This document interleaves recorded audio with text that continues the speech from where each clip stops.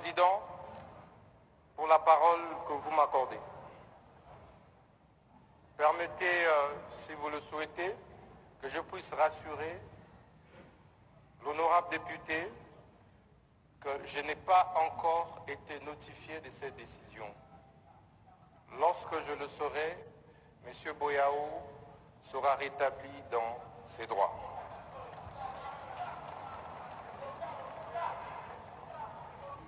Parce que le rôle du ministre de la Justice, c'est de pouvoir veiller au respect strict et sans faille des textes de la République. M. Boyao, dont question, a été suspendu en 2021. Je n'étais pas ministre de la Justice. J'ai trouvé un dossier pendant et je l'ai suivi avec parcimonie, avec sérénité, sans état d'âme, pour que droit soit dit. Et donc, si décision du Conseil d'État il y a, nous allons l'exécuter sans atermoiement.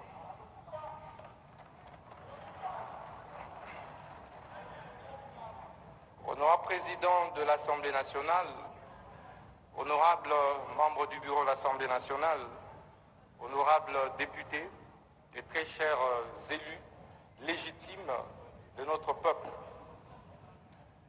je me présente par devers cette auguste Assemblée pour présenter, en vue de sa réception ou recevabilité, le projet de loi portant création, organisation, fonctionnement et compétences du tribunal pénal économique et financier ainsi que du parquet national économique et financier y rattaché.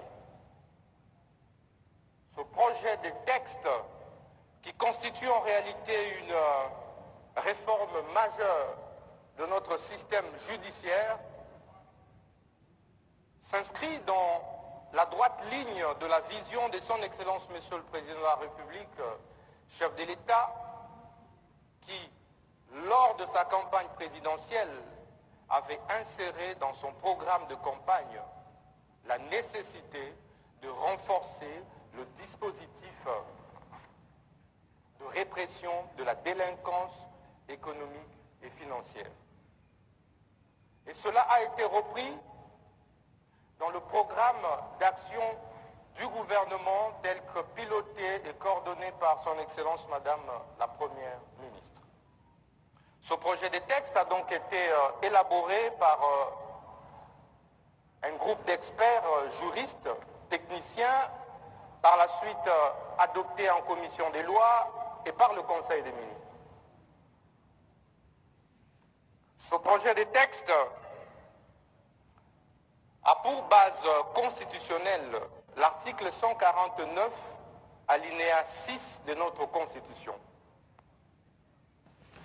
qui prévoit la possibilité pour une loi de créer des juridictions spécialisées en République démocratique du Congo. Et ce tribunal pénal économique et financier auquel est rattaché le parquet national économique et financier rentre dans l'ordre des juridictions de l'ordre judiciaire, conformément à l'article 153 de notre Constitution. S'agissant du ressort, il y a lieu de relever que du point de vue territorial, s'agissant de la compétence rationnée LOTCHI, le tribunal pénal économique et financier, ainsi que le parquet national économique et financier, ont pour siège la ville de Kinshasa, capitale de la République démocratique du Congo, et ont pour ressort l'étendue du territoire national de la République démocratique du Congo.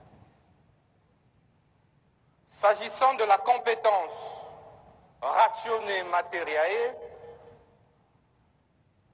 le tribunal pénal économique et financier, ainsi que le parquet national économique et financier y rattaché,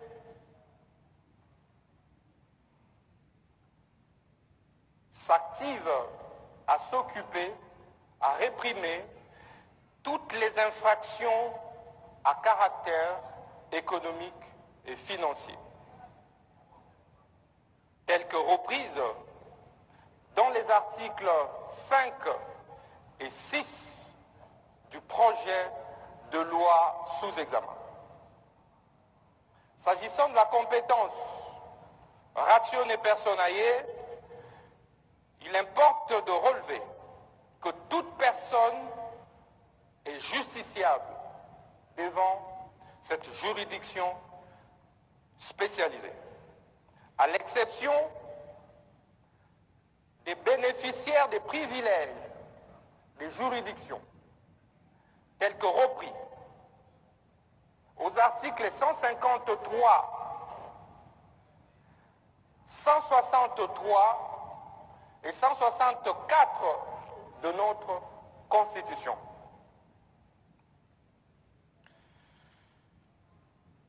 S'agissant de la composition, il importe de relever et de noter que le tribunal pénal économique et financier est composé de 2 chambres indépendantes l'une de l'autre. Il y a d'une part la chambre de première instance et d'autre part la chambre d'appel. Ce pour respecter le principe du double degré de juridiction qui est un principe constitutionnellement garanti. S'agissant de la chambre de première instance, elle est constituée des juges de carrière ainsi que des juges assesseurs. Il en est de même pour la chambre d'appel.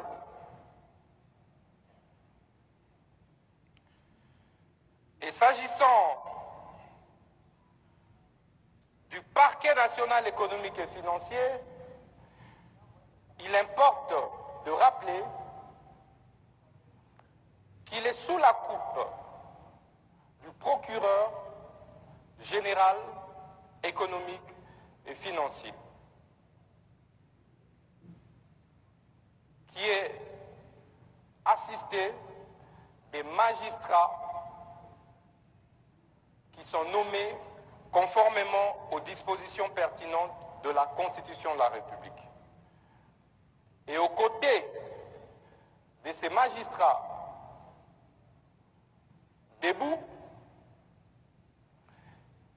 le texte institue le corps des officiers de police judiciaire ainsi que des agents de la police judiciaire, à l'exemple de M. Bouyao, auquel on a fait allusion tout à l'heure.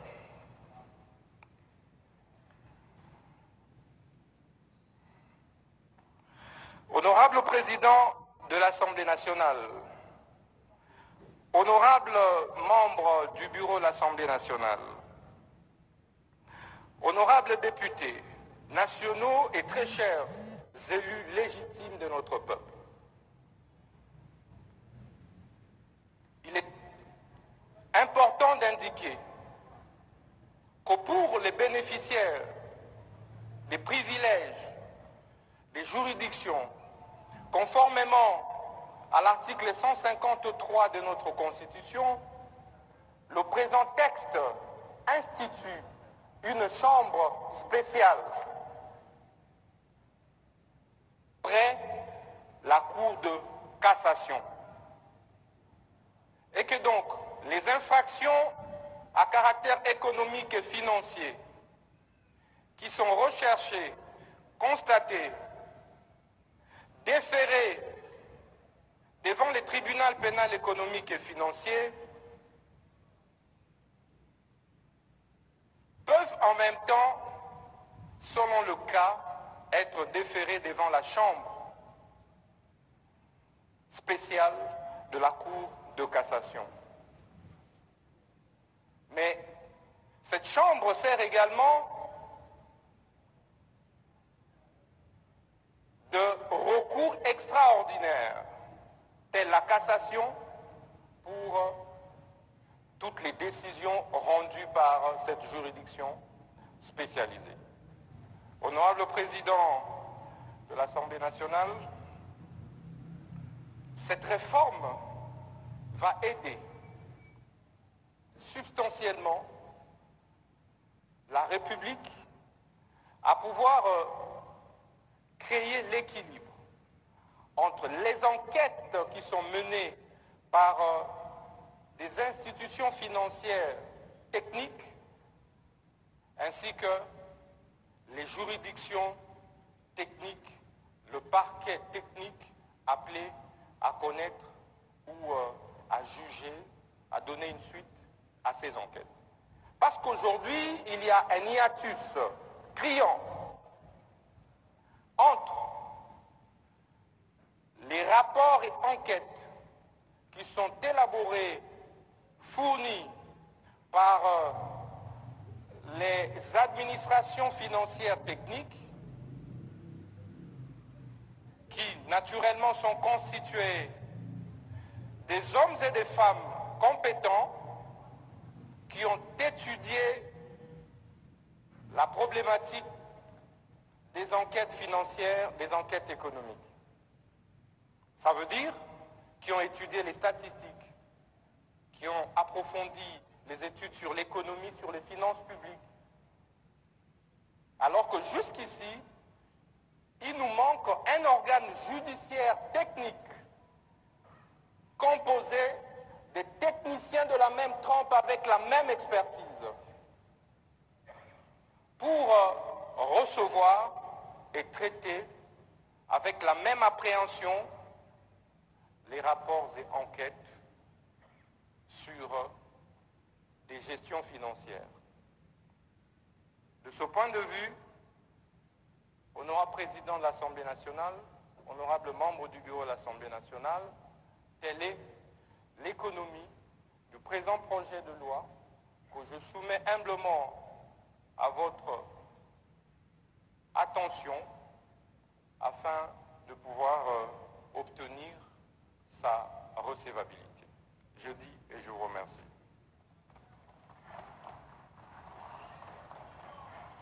Merci, Monsieur le ministre d'État, pour cette présentation très claire de la synthèse relative au projet de loi portant création, organisation, fonctionnement et compétences du tribunal pénal économique et financier, TPF, et du parquet national économique et financier, PNF, y rattaché. Vous avez évoqué entre autres les raisons qui avaient dicté cette réforme.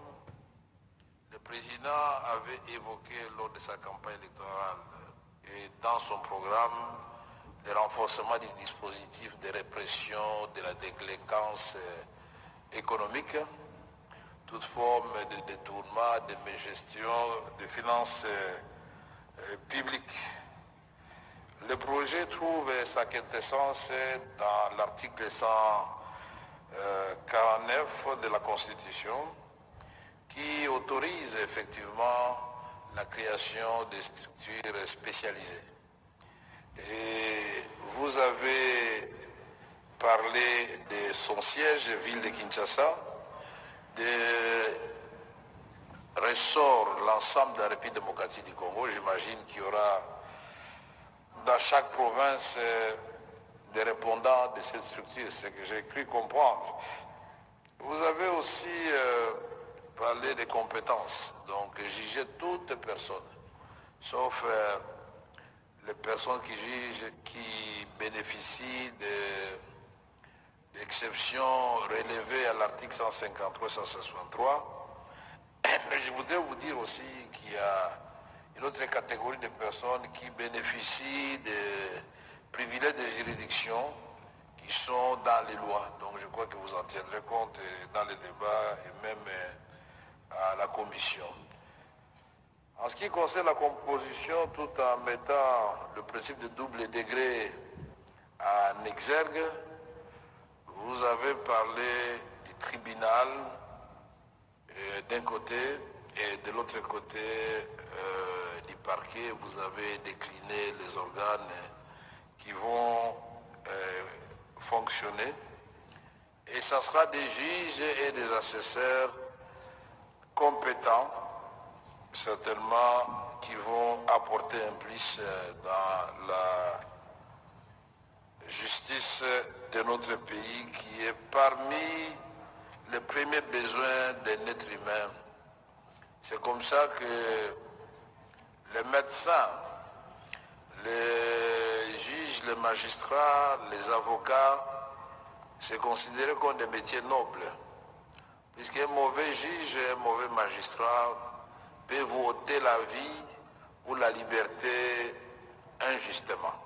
Tout comme un charlatan, un médecin qui n'a pas été bien formé, il peut vous tuer. Un mauvais avocat qui est venu vous défendre, s'il n'est pas compétent, il va vous enfoncer. Donc c'est très important que les honorables députés puissent aborder toutes ces matières avec tout le sérieux et éviter surtout les chevauchements entre les différentes structures, parce que nous savons, et ce n'est pas moi qui vais rappeler ça au ministre d'État, que le parquet général existe déjà, mais cela n'a pas empêché que nous ayons le tribunal du commerce et autres structures que vous avez citées. Tout ce que nous voulons, que dans cet ordre judiciaire, il n'y ait pas chevauchement. Vous nous avez expliqué que ceux qui jouissent des privilèges de juridiction ne sont pas épargnés.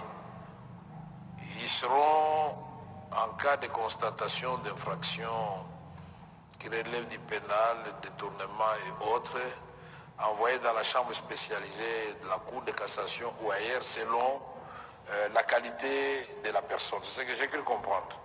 Merci, Monsieur le ministre d'État, pour cette présentation très claire.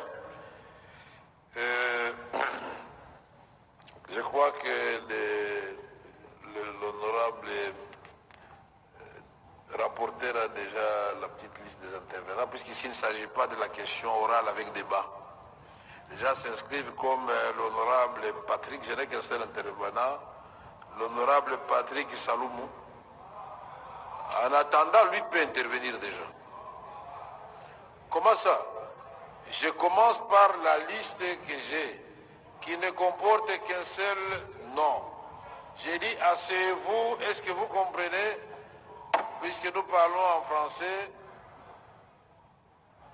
Nalobi awa nazali na kombo nano ya Paluku. Ce n'est pas, Saloumou, pardon, ce n'est pas une question orale avec débat. C'est-à-dire les députés s'inscrivent auprès du rapporteur, ceux qui veulent intervenir. Et vous devez préciser, votre question s'adresse au vice-premier ministre, le projet de la police, ou au ministre d'État, le projet du parquet financier et du tribunal financier. Vous restez à vos places, vous levez seulement la main, vos petits papiers, les hôtesses vont circuler pour prendre vos papiers. Ok, nous sommes d'accord. Honorable Salom, vous avez la parole. Merci beaucoup, honorable président. Je voudrais demander que les gens regagnent leur place. Ils font signe aux hôtesses, ils vont retirer vos papiers et nous allons vous donner la parole. Mais ici, vous savez très bien comment nous fonctionnons.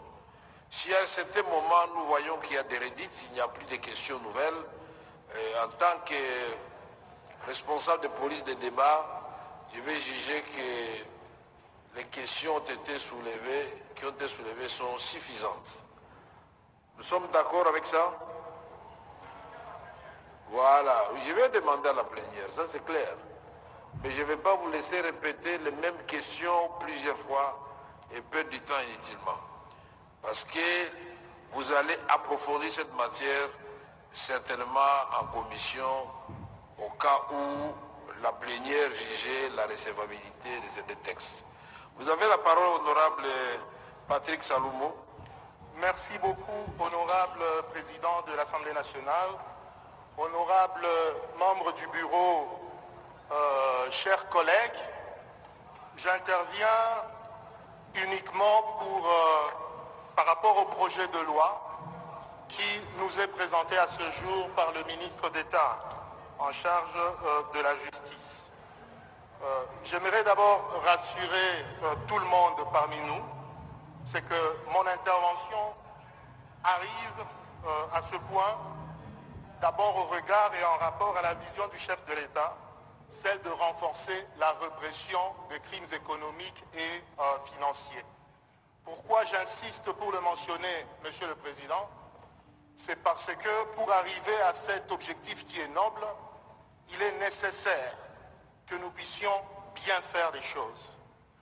Ma crainte ce soir est que nous ayons des difficultés particulières et énormes par rapport au texte qui nous a été transmis, parce qu'il me semble qu'il existe des cas d'inconstitutionnalité manifeste. Je commence d'abord par me poser la question, pourquoi est-ce que dans l'intitulé de cette loi, donc déjà à la première page, on ne nous parle pas clairement du fait que nous sommes en face d'une loi organique. Il est important qu'on puisse tirer ça au clair, parce qu'il y a des répercussions dans toute la procédure qui va suivre ce texte, et vous savez très bien qu'il y a des conséquences, parce que ce texte, si nous nous accordons qu'il est organique, va devoir être soumis à la sanction de la Cour constitutionnelle. Je crains que les magistrats, disons, qui ne sont pas magistrats, les hauts juges de la Cour constitutionnelle, déjà eux-mêmes se sentent menacés par ce texte. Et c'est probablement la raison pour laquelle on n'a même pas écrit que le texte était organique. Ça, je le crains. Mais j'ai entendu une chose, c'est que le ministre d'État fonde la constitutionnalité de ce texte par rapport à l'article 149, alinéa 6. Vous tous, chers collègues, vous pouvez lire cet article-là. Cet article, il est clair effectivement qu'il permet la création des juridictions spécialisées. Mais nulle part cet article permet la création des parquets. Nulle part. Alors, monsieur le ministre, vous nous direz d'où est-ce que vous avez tiré cette compétence-là de créer des parquets spécialisés. Nous avons d'ailleurs un cas dans notre pays ici, c'est le cas des tribunaux de commerce, c'est une juridiction spécialisée par excellence. J'évite de citer le tribunal du travail parce que lui, il est venu avant même cette constitution. Mais où se trouve le parquet du tribunal de commerce? Vous allez le chercher partout, il est nulle part. Nulle part. Et pourquoi est-ce que je le mentionne? C'est pour m'aligner à ce que vous avez à peine dit, Monsieur le Président. Nous devons éviter des chevauchements. Parce que c'est dans ce cadre-là que nous pouvons atteindre cet objectif-là de lutter contre la répression, de lutter plutôt contre les crimes économiques et financiers. Parce que je ne dis pas les choses en l'air, parlant d'inconstitutionnalité, de crainte peut-être qu'on voit ce texte arriver au niveau de la Cour constitutionnelle et qu'il soit rétoqué là-bas. Lorsque vous lisez ne serait-ce que l'article 10 de ce projet de loi, le ministre d'État qui est, ça pourra être ministre tout court, ça dépend de ce que l'ordonnance du chef de l'État pourra en dire dans le futur, on lui attribue le pouvoir de mettre en place un grille de barème de peines et autres avantages des magistrats de ce tribunal économique et financier.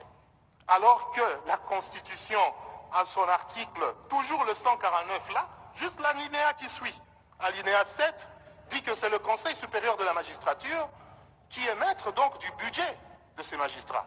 Et j'étais surpris en même temps qu'on nous dise aussi, Parce que c'était une confirmation que, en réalité, ce texte s'aligne par rapport, s'aligne à quoi? À l'article 153, pour dire qu'en réalité, tout ce qui est créé ici demeure dans l'ordre des juridictions. Je pouvais être un peu tolérant et comprendre si l'on disait, par exemple, qu'on s'appuie sur l'article 122.6, en ayant l'argument de dire, probablement, qu'il s'agit de la création d'un ordre de juridiction à part. Ce qui n'est pas le cas ici, parce que lui-même, il a dit en toute clarté qu'il n'en est pas question. Alors, de ce fait-là, on doit rester logique et tirer des conséquences. Deuxième difficulté, Monsieur le Président. Si vous lisez l'article 34 de cette même loi, il est dit clairement que le ministre de la Justice a le pouvoir d'émettre un avis pour nomination des magistrats du parquet.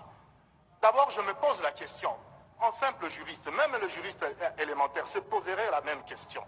Cet avis-là, est-il consultatif? Est-ce que c'est un droit de veto? Finalement, on ne sait pas comprendre. Alors que la Constitution est claire à son article 152, alinéa 2, et dit clairement que c'est le Conseil supérieur de la magistrature qui nomme, qui promeut et même qui révoque, qui propose les révocations. Alors, moi j'aimerais conclure de façon sage, Monsieur le Président, parce que ce gouvernement est l'émanation de cette Assemblée et nous avons le devoir de pouvoir l'aider. Nous avons aussi le devoir de pouvoir apporter notre contribution pour que les choses se fassent en toute qualité. Ma proposition est toujours en conformité avec la vision noble du chef de l'État de renforcer la répression des crimes économiques et financiers, c'est que nous ayons deux options sur la table. La première option, qui est peut-être forte, mais qui est appropriée dans cette situation, serait de tout simplement déclarer ce projet de loi dans son état actuel irrécevable. Ma deuxième suggestion, et peut-être c'est celle qui va nous convenir, parce que comme je le disais, nous sommes liés et nous sommes attachés au gouvernement, c'est celle peut-être de déclarer ce texte recevable, moyennant déjà la clarification et l'acceptation que ce texte est organique. Parce que ce que nous aurons fait ici par complaisance, les juges de la Cour constitutionnelle auront l'obligation de se prendre en charge et de pouvoir en dire ce qu'ils en savent par rapport à la constitutionnalité. Mais il en demeure que la réalité est que la Constitution est mise à mal par ce texte et je pense que nous devons fournir un effort de produire un travail de qualité, ce qui est notre devoir national. Je vous remercie, Monsieur le Président. Merci, honorable Salomon. Merci.